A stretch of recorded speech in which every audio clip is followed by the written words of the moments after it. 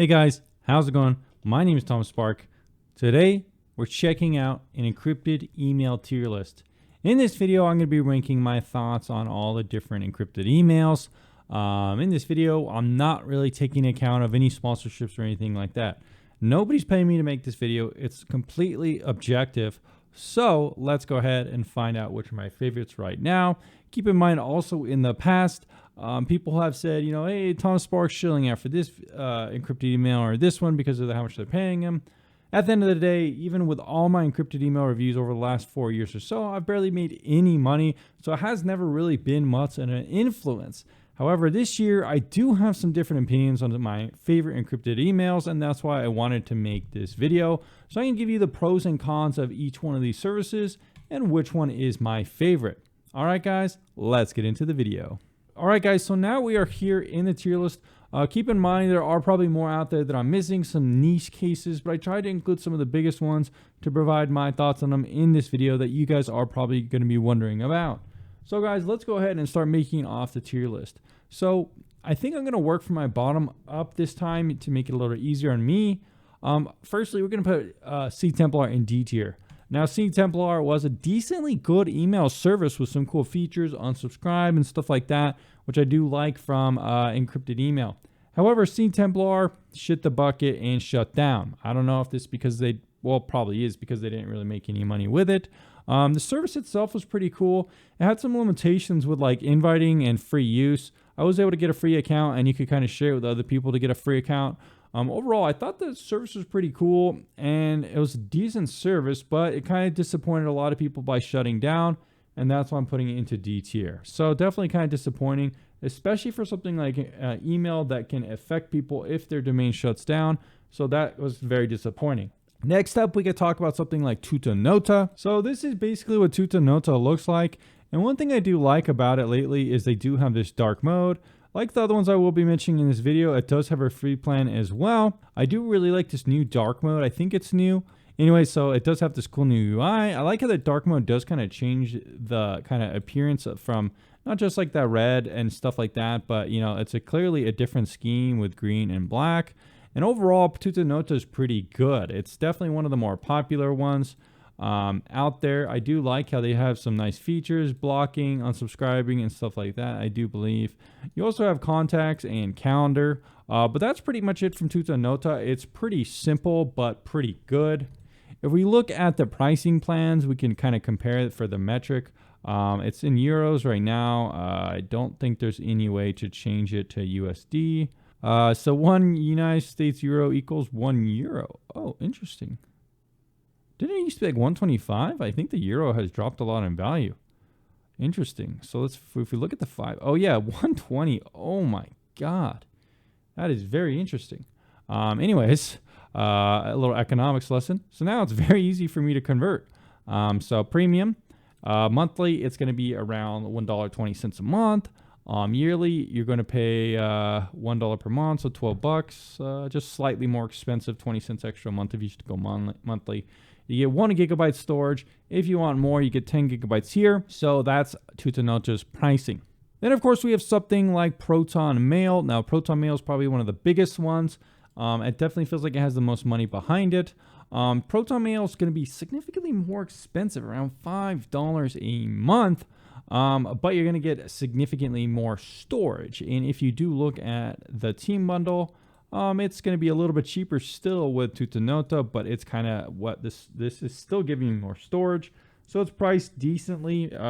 It just kind of depends if you really need that much extra storage. So Tutanota, a decent, simple option. Let's go ahead and kind of look at Proton a little bit. Proton looks like this for the pricing, and this is its email kind of layout here. I went ahead and put it into dark mode. We can also change it to its classic mode, which is probably a little nicer, I think. I'm not a huge fan of the way the dark mode looks. I guess you could do carbon. Carbon actually looks pretty nice. So you kind of have those two different options. I like how many themes they actually give you here. That's quite nice. Or Proton Mail, you're going to get access also to Drive. Proton VPN is a free service, and Calendar. So there's a little extra value proposition here, being able to store your files and stuff like that. Now we can talk about the new guy on the block, Skiff. Skiff is something I just took a look at, and I actually quite like it. Let's go ahead and sign into my account. This is what Skiff looks like compared to the other ones. We also have, let's go to the light mode. So one thing that Skiff could improve, I mean, if you're looking at Tutanota and Proton, they do have a little bit more appearance options than Skiff. The good thing about Skiff, though, that I think does give it a pretty cool advantage is it has kind of like its own Google Docs competitor. Proton has the files and the calendar. Tutanota has the contacts in the calendar. But Skiff has its own document creator where you can make your own documents. And I actually think this is probably more useful than the storage drive and the calendar itself. So I think that's really nice. It gives it a nice differentiating factor compared to the other competitors out there. I guarantee Skiff will probably also add document or upload file support as well as calendar. It's probably just going to be a little bit. It is the newer kid out of all the other options. But if we go and look and compare Skiff in terms of pricing, let's see how it compares. So the personal gives you pretty good features for free. You have 10 gigabytes of mail storage for free. So, and you get 100 gigabytes for Pro. I do really like Skiff. I think it's kind of a new kind of kid to the block, but definitely making splashes. I see a lot of people liking it, and I think it's a pretty good service. It also has an application on mobile. Also has really cool decentralization features, connecting to different types of decentralized networks. I think you can see that in one of these options here. You can connect your cryptocurrency wallet. So guys, finally, we could talk about none other than private mail. Now, private mail has always had a soft spot here on my channel. The one cool thing about private mail is that you could pretty much get it bundled in within TorGuard VPN for free. Well, I tried to make a promo code and everything like that, but it doesn't seem to be working for specifically the private mail bundle. So guys, basically, it's still a decent deal, admittedly. You're getting TorGuard VPN plus email service. It's still cheaper than Proton Mail's bundle, which I think is much more expensive. If we look at their Proton Unlimited. So 12 months is around $120, 2 years for $200, 1 month for $12. Still a better deal. $10 a month for VPN plus private email, $60 and $100 for 2 years. So it's not a bad deal still. It's a little unfortunate the promo code does not work. So it's, in terms of pricing, it's not too bad. However, that said, out of all the email services, I do think that private mail probably has the weakest user experience. The application looks kind of like this. It's very plain, very simple. I've noticed on the nice thing is it does have calendars, contacts, and some kind of media streaming. So it's just like the file sharing. They even have a file sharing app specifically, which is cool. So that's cool. But like I said, the user experience is definitely kind of limited. I don't think they've put enough time into some of this development, which is kind of unfortunate. They do have a Windows version of private mail, which is kind of cool. So this is what the application looks like on private mail desktop. And for whatever reason, the user experience actually looks much better on the desktop version of private mail. I'm not sure why it looks so much better there. So that looks kind of like that. Again, it just looks a little simple and outdated. But I gotta say, this desktop version actually looks way better than the normal version. So guys, now what are my final thoughts on the rest of these now that we've kind of gone through each one? I didn't go through mailbox.org that much just because honestly, I don't know. The main kind of page, I feel like it doesn't feel that cool from the main page, if that makes sense. It's pretty competitive though, at least in terms of pricing, similar. You do get a little bit more gigabyte package with this than the other ones. I think the other ones are 1 gigabyte, but again, this is $1 a month, so they don't really have a free plan. Additionally, I also think the interface is kind of lacking and stuff like that. Honestly, just not a huge fan of this one. I did review it a couple years ago and it's decent, but nothing that special about it. Let's go ahead and finish out the tier list. So what do I think gets S tier? Well, you might be thinking, Tom Spark's just going to give private mail S tier. He's affiliated with TorGuard. He's affiliated with private mail. But that's actually not the case. I'm actually going to give private mail. Lately, I think private mail needs some work. I've been getting double notifications on my iPhone for a while. Not sure why. I think the readability between messages that are read and not read Honestly, it's hard to differentiate, and I've suggested many times to the private mail team or TorGuard team to fix that. I also think some of the features like filtering and some of those things and blocking certain addresses, unsubscribing and stuff like that could use some more work with private mail.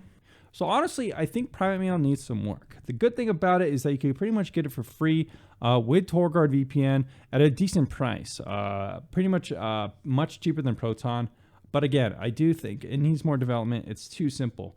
I still use private mail just because I've been using it for a while. I think it was a better option back in the day, but I think email has gotten a lot more competitive with a lot of these new guys and redesigns. So C tier, I think, is deserved.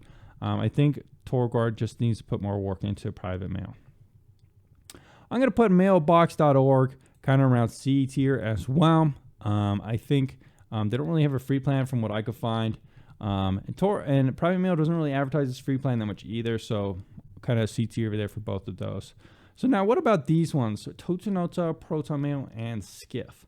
Well, both Tutanota out of all of these ones doesn't really include as many features. I don't think they include the drive. It's just kind of contacts and calendar. I do like the main email service overall, so I'm going to give it, I would say I'd give it probably A tier. Tutanota's a pretty good email service.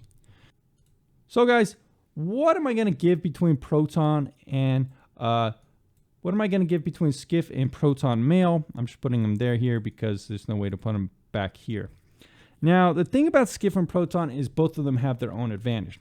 Proton, if you want to get like the tons of email plus VPN, it's actually a decent price. You get 500 gigabytes of storage that includes calendar support, drive support, mail, and you get VPN. So for around $120 a year for that amount of storage, it's actually not that bad of a price overall, and you get a lot of other stuff included. So actually, I think I'm gonna have to give Proton S tier. Now, if we're looking at Skiff specifically, I think they do really good here with 10 gigabytes of mail storage for the free plan. That's probably better than any other free plan. However, if you do get the paid plan, it's 100 gigabytes for around $10 or so a month or so, $8 a month, $100 a year. I do think Proton beats its paid plan just for what it offers. That said, I do think Skiff has a better free plan. Additionally, Skiff has the pages, which is really nice. I actually think it's more useful than Proton's Proton Drive, calendar, and stuff like that. I think that having pages is really nice, so that's it. If you're looking for maybe the best paid plan, I think Proton might have the best value, or Skiff has the best free plan, but has those pages. Those are my final thoughts here on the tier list, guys. Honestly, all these are decent services, except for probably CTemplar. I think Proton is probably the best value for what you get. Private mail is not a bad option, but I think it just needs to be updated and feels kind of left behind. Seems like TorGuard's focusing more on its private router, self-hosting, and new services and stuff like that. Tutanota is good, but I don't think it competes as well as Skiff. It doesn't have the pages, and it doesn't have drive and stuff like that like Proton Mail or any VPN offering. Anyways, guys, those are my final thoughts. None of this was sponsored or anything like that. I'm going to put links down in the description down below for all these different options. I'm going to put an affiliate link actually for private mail if you're interested still in that. There'll be an affiliate link for Proton as well. And all the other ones will just be normal links because there is no affiliation. But if you don't want to use my affiliate links, you don't have to. This is the honest ranking without considering affiliation or sponsorship or anything like that. Skiff does not have an affiliation program, whereas Proton does. I gave them both F rank, and I do think Skiff does have the advantage of the free tier and pages support, like I said, so I hope you see I'm being pretty objective here. Anyways, guys, thanks for checking out this one, and I'll see you again very soon.